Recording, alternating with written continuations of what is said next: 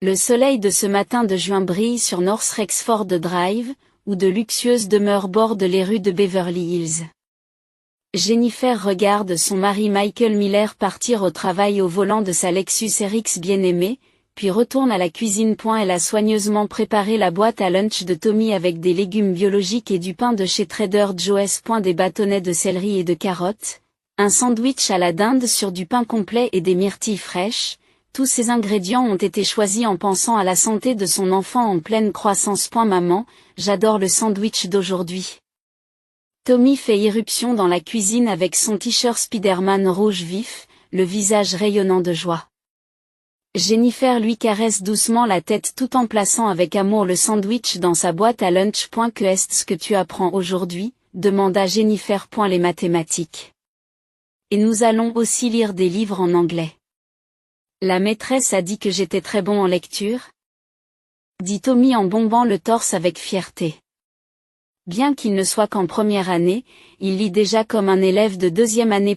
Si ses parents, soucieux d'éducation, ont eu une influence, c'est avant tout grâce à sa personnalité naturellement curieuse. Cette scène matinale paisible est typique de la famille Miller.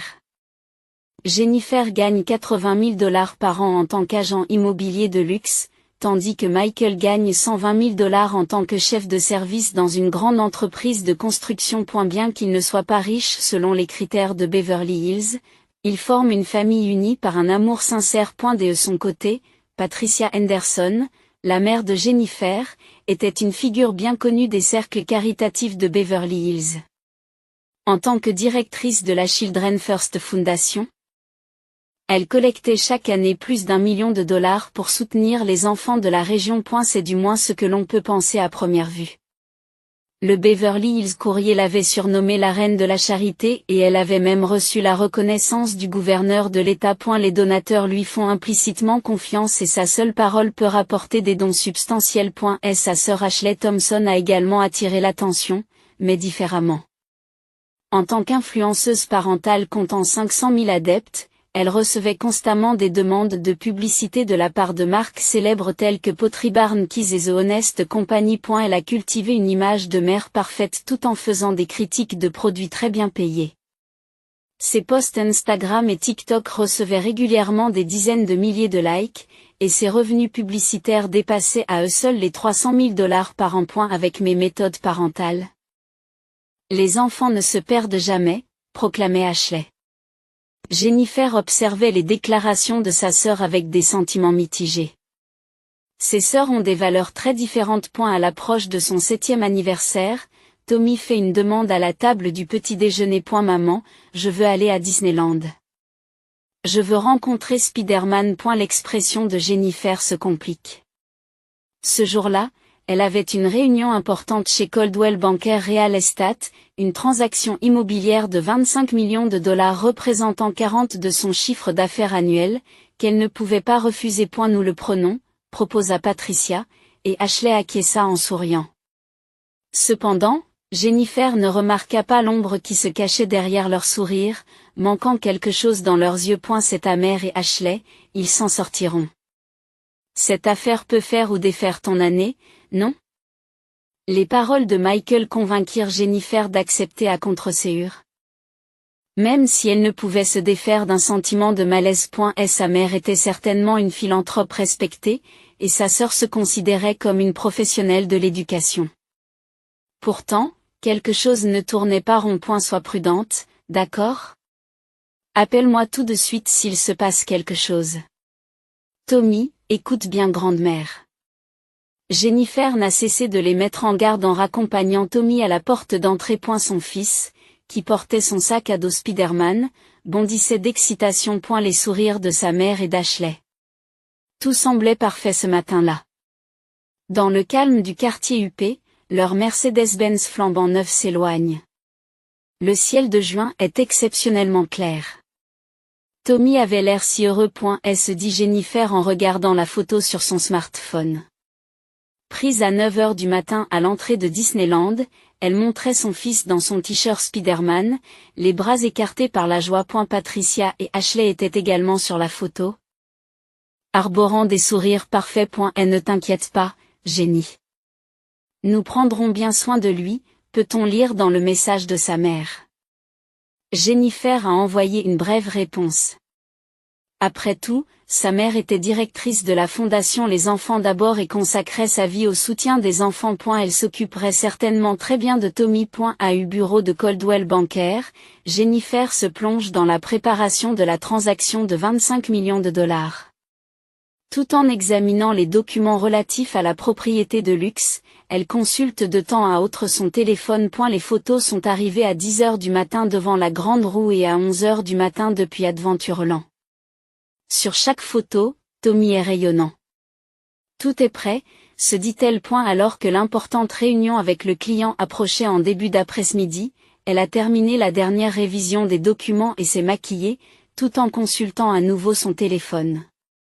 Cependant, aucune photo n'était arrivée depuis midi. Ils doivent trop s'amuser pour prendre des photos, essaya-t-elle de se convaincre. À ce moment-là, son téléphone a sonné. Un numéro inconnu. En temps normal, elle n'aurait pas répondu, mais inquiète pour son fils, elle a décroché. Madame Miller ? Ici John Martin, du service clientèle de Disneyland. Votre fils se trouve actuellement dans notre centre des enfants perdus. Jennifer sentit le sang se retirer de son visage. Que est-ce qu'il y a ? Tommy. Mais ma mère et ma sœur sont avec lui. Votre fils a été trouvé seul près d'Adventureland il y a environ 30 minutes par notre personnel. Il est actuellement soigné au centre des enfants perdus. Les mains tremblantes agrippées à son téléphone, Jennifer reprend son souffle. Puis-je parler à Tommy ? Oui, bien sûr. Dans le combiné, elle entend la voix de son fils, étouffée par les sanglots. Le cœur de Jennifer se serre. Tommy, tu vas bien ? Que est-ce qui s'est passé ? Grande-mère et tante Ashley m'ont laissé. Elles sont parties. La voix tremblante de son fils glace tout le corps de Jennifer. Que est-ce que tu veux dire ? Depuis combien de temps es-tu là, après le déjeuner ? Grande-mère a dit, attends ici un moment, mais ils ne sont jamais revenus. Son t-shirt Spider-Man était sale et son visage était couvert de larmes. La photo du personnel le montrait trop bien. As-tu faim ? Tu as mangé quelque chose ? Oui, mais j'ai encore faim. J'ai eu peur, maman.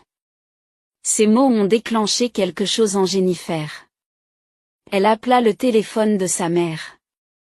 Il sonna plusieurs fois avant qu'on ne lui réponde, avec en fond sonore une musique entraînante. On aurait dit un centre commercial. Oh, Jenny ? Que est-ce qu'il y a ? La voix de Patricia était étonnamment claire et décontractée.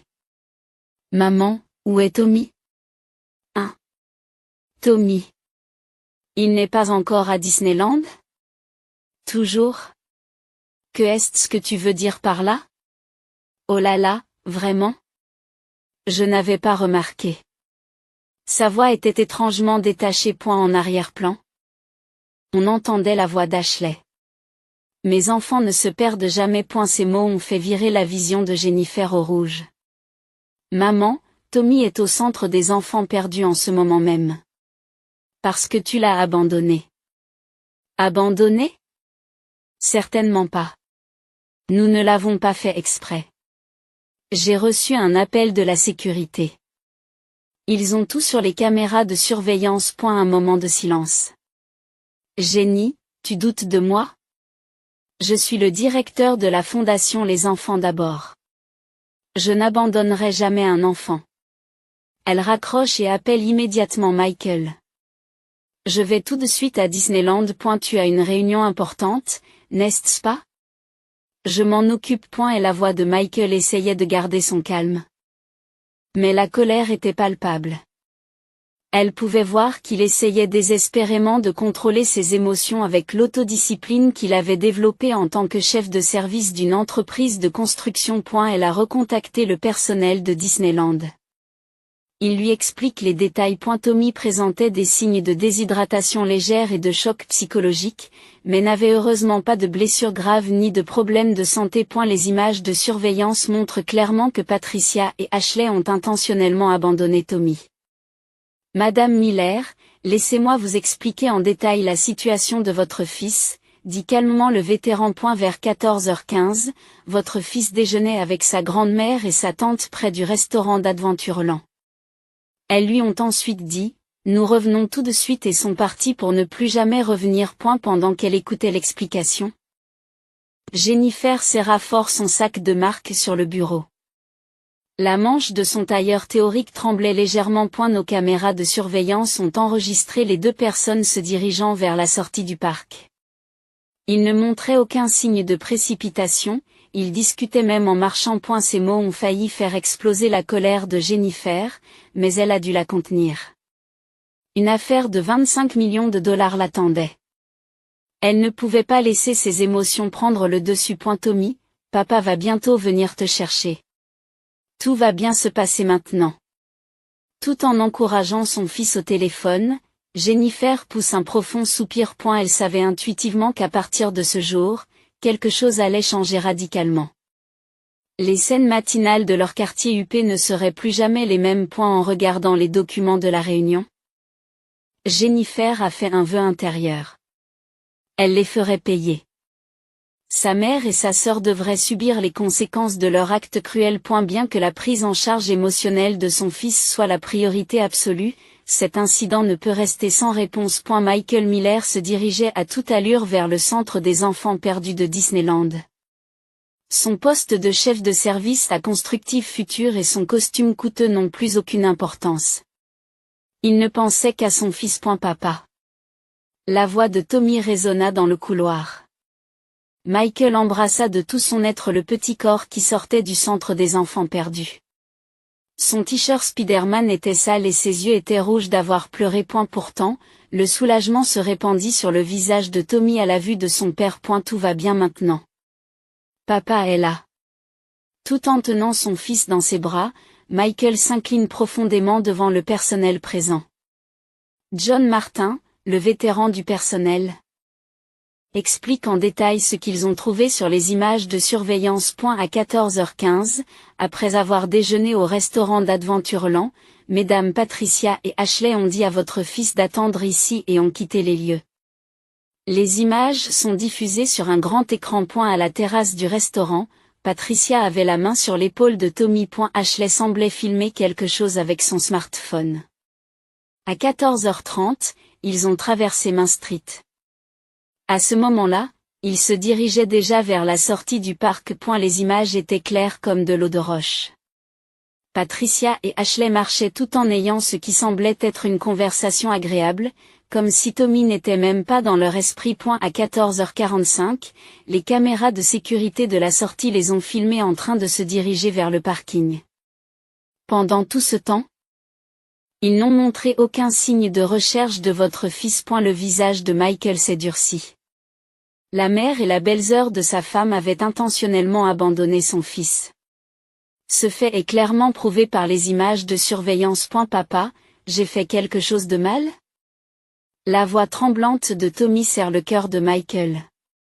Son jeune fils se demandait s'il était en quelque sorte fautif. Non, Tommy. Tu n'as rien fait de mal. Grande-mère et tante Ashley ont fait une terrible erreur. À ce moment-là, le smartphone de Michael sonne. L'écran affiche William Henderson Sr., l'arrière-grand-père de Tommy, le père de Patricia.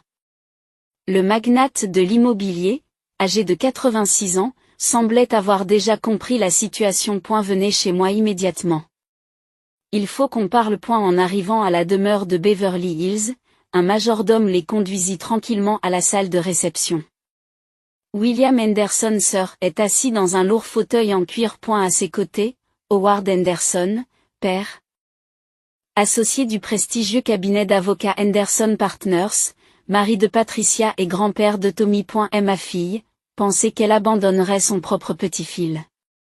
La voix de William mêle colère et tristesse. Ce magnate de l'immobilier, dont le patrimoine total dépassait les 100 millions de dollars, était connu pour accorder une grande importance aux liens familiaux. C'est une affaire sérieuse qui touche à l'honneur de notre famille. Parlant d'une voix grave, William a déjà commencé à prendre des mesures. D'abord, contacter des avocats. Instruction pour modifier son testament. Des demandes de collecte de preuves. Tout se déroule rapidement. Pendant ce temps, Howard, prenant la situation au sérieux, a contacté sa femme, Patricia. Mais sa réponse est plus froide que prévu. Vous doutez de moi aussi? La fondation Les Enfants d'abord a de nombreux partisans. Et si cela devient public, les donateurs partiront.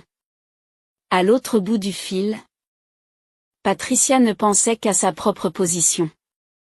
Elle dit que plusieurs organisations caritatives se sont déjà renseignées. On s'inquiétait de l'impact sur sa réputation. Et sœur Ashley ne faisait qu'empirer les choses. Une longue explication postée sur Instagram. Je voulais créer les meilleurs souvenirs pour mon neveu adoré. Mais il n'a pas voulu écouter nos instructions et s'est égaré tout seul.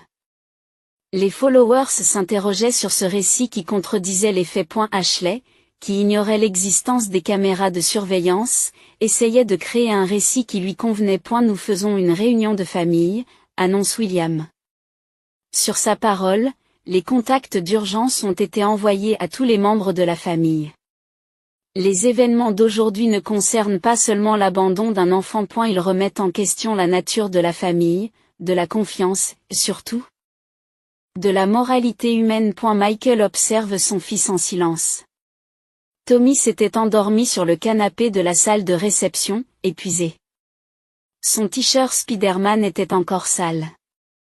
Ils vont payer pour ça, se promit Michael intérieurement. Jennifer et lui avaient déjà déterminé leur ligne de conduite.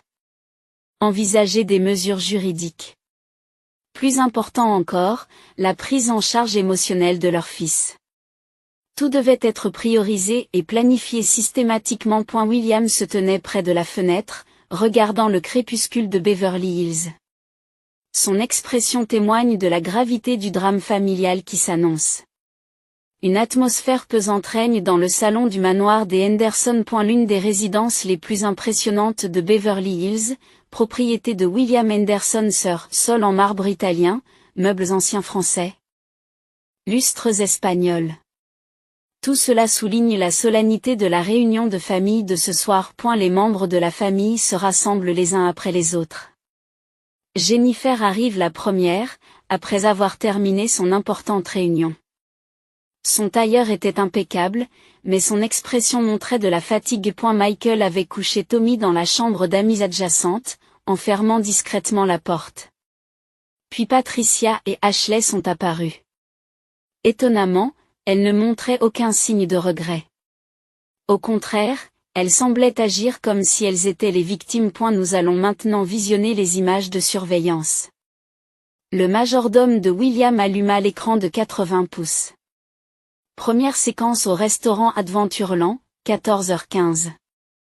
Patricia ajuste son nouveau sac Hermès tout en parlant à Tommy. Attendez ici. Nous revenons tout de suite. Prochaine séquence, 14h20, Ashley filme quelque chose avec son smartphone. 14h30. Séquence de la rue principale. Patricia et Ashley discutent en mangeant une glace. Elles font comme si Tommy n'était pas dans leur tête.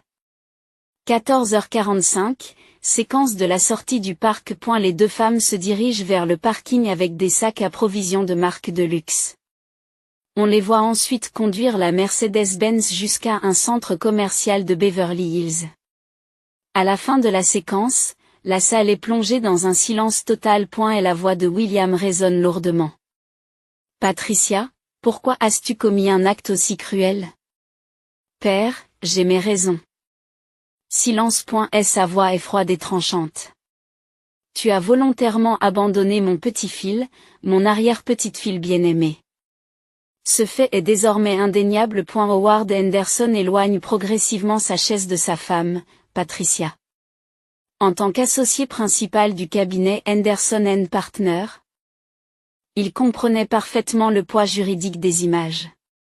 Il s'agit d'une forme de maltraitance des enfants. Les mots d'Howard glacent l'atmosphère de la pièce. Même toi, tu m'en veux? La voix de Patricia s'est élevée. Je suis le directeur de la fondation Les Enfants d'abord. J'ai consacré ma vie à aider les enfants. C'est justement pour cela que William s'est interrompu. Vos actes ne sont pas seulement cruels, il constitue une véritable trahison. Abandonner son propre petit-fils alors qu'on est en position d'aider les enfants. Le vieil homme ferma lourdement les yeux et prononça ces prochains mots. À partir d'aujourd'hui, Ashley et toi êtes exclus de l'héritage. Que est-ce que cela signifie? Ashley prit la parole pour la première fois. Grand-père, j'ai déjà consulté les avocats. Tous mes biens seront transférés à Jennifer et Tommy. Et une partie sera donnée à une nouvelle organisation de protection de l'enfance. Le visage de Patricia est devenu cendreux. Père. Mais notre gagne-pain. Votre gagne-pain? La voix de William s'est refroidie. Tu as perdu le droit de t'inquiéter de ces choses-là quand tu as abandonné un enfant de 6 ans. À ce moment-là, le smartphone de Patricia se met à sonner. Un contact d'urgence du conseil d'administration de la fondation Les Enfants d'abord. Ils avaient déjà compris la situation et décidé d'organiser une réunion d'urgence. Le smartphone d'Ashley ne cessait de sonner avec des notifications. Des commentaires critiques inondaient son post Instagram pour tenter d'expliquer ses actions. De plus, un courriel est arrivé annonçant la résiliation du contrat de l'un de ses principaux sponsors. Patricia. C'est maintenant son mari Howard qui prend la parole. J'ai moi aussi quelque chose à dire. Son expression montrait une sévérité sans précédent. Je contacterai un avocat spécialisé dans les divorces dès demain. Howard. C'était donc ta vraie nature. En 30 ans de mariage? Je n'ai jamais été aussi déçu. Tout en conservant sa dignité d'associé principal du cabinet Henderson & Partners, sa voix était empreinte de tristesse. Entre-temps, les médias ont commencé à réagir rapidement. Un journaliste du Beverly Hills Courier a demandé une interview de Patricia. Une enquête sur la fondation Les Enfants d'abord a également été lancée. Cet acte va à l'encontre des principes de notre organisation et nous prenons cela très au sérieux. Un commentaire officiel du conseil d'administration avait déjà commencé à circuler dans les médias. L'empire d'Ashley sur les médias sociaux montrait des signes rapides d'effondrement. Une experte en éducation autoproclamée abandonnant un enfant? Hypocrite. Les entreprises sponsors devraient reconsidérer leur contrat avec cette influenceuse. Les commentaires critiques ont fait boule de neige. Sous l'impulsion de Potri Barnkeys. Les principaux sponsors ont annoncé la résiliation de leurs contrats les uns après les autres. Ces 500 000 followers sont tombés à 300 000 en l'espace de 24 heures. Ce n'est que le début, a déclaré William. Personne ne peut le contredire. Et la nuit s'est installée dans le salon du manoir. La lumière du lustre éclairait les visages pâles de Patricia et d'Ashley. Personne ne se tient près d'elle. L'ancienne reine de la haute société et la populaire influenceuse se trouvaient complètement isolées. Dans la pièce adjacente, Tommy dormait paisiblement. Jennifer l'avait habillé d'un nouveau t-shirt Spider-Man. Son petit corps semble avoir enfin trouvé un repos paisible. La réunion de famille s'est poursuivie tard dans la nuit. Pendant ce temps, les téléphones de Patricia et d'Ashley n'arrêtaient pas de carillonner de notifications. Critiques publiques, avis de résiliation de contrat de la part des sponsors. Demande d'interview de la part des médias. L'effondrement ne montrait aucun signe d'arrêt. Un an plus tard, l'arôme du café flotte dans la cuisine de leur nouvelle maison de Beverly Hills. Maman, prépare aussi un sandwich pour papa. La voix de Tommy retentit joyeusement. Dans son pyjama Spider-Man, il regarde les mains de Jennifer de l'autre côté de l'îlot de cuisine. Bien sûr. Je vais m'assurer d'en faire un pour papa aussi. Elle étale des légumes frais et de la dinde entre des tranches de pain bio de chez Trader Joe's. Les scènes matinales du passé revenaient peu à peu. Un an s'est écoulé depuis l'incident. Pendant cette période, la famille a beaucoup changé. Tout d'abord, Jennifer a créé sa propre agence immobilière. Miller Family Real Estate avait déjà acquis une solide réputation à Beverly Hills. La confiance et le soutien de l'arrière-grand-père Williams avaient été d'une aide précieuse. Michael a été promu vice-président de Constructive Future. Sa détermination à protéger sa famille et son dévouement sincère au travail lui ont valu cette promotion. Plus important encore, Tommy a changé. Grâce à une thérapie bi-hebdomadaire, son traumatisme s'est peu à peu résorbé. Le sourire éclatant du garçon qui aimait Spider-Man était revenu. Maman, je vais bien maintenant. Lorsque Tommy a soudainement dit cela un jour, Jennifer n'a pas pu s'empêcher de pleurer. Pendant ce temps, la chute de Patricia et d'Ashley a été plus dramatique que ce à quoi tout le monde s'attendait. La fondation Les Enfants d'abord a décidé de licencier Patricia. Les principaux donateurs ont unanimement retiré leur soutien. Nous ne pouvons pas accepter qu'une personne ayant commis un acte aussi inhumain que l'abandon d'un enfant dirige une organisation d'aide à l'enfance. Le verdict des donateurs a été sévère. Le nombre de followers d'Ashley sur les réseaux sociaux a chuté de plus de 90 en l'espace de 2 semaines. Son image de marque en tant qu'influenceuse parentale s'est complètement effondrée. Tous les contrats avec les entreprises sponsors ont été résiliés. Sa vie glamour, avec un revenu annuel de $300 000, s'est évanouie en un instant. Les deux femmes vivraient désormais dans un petit appartement de la vallée de San Fernando. Une vie modeste, loin du luxe. Patricia, qui a développé une dépression, sort rarement.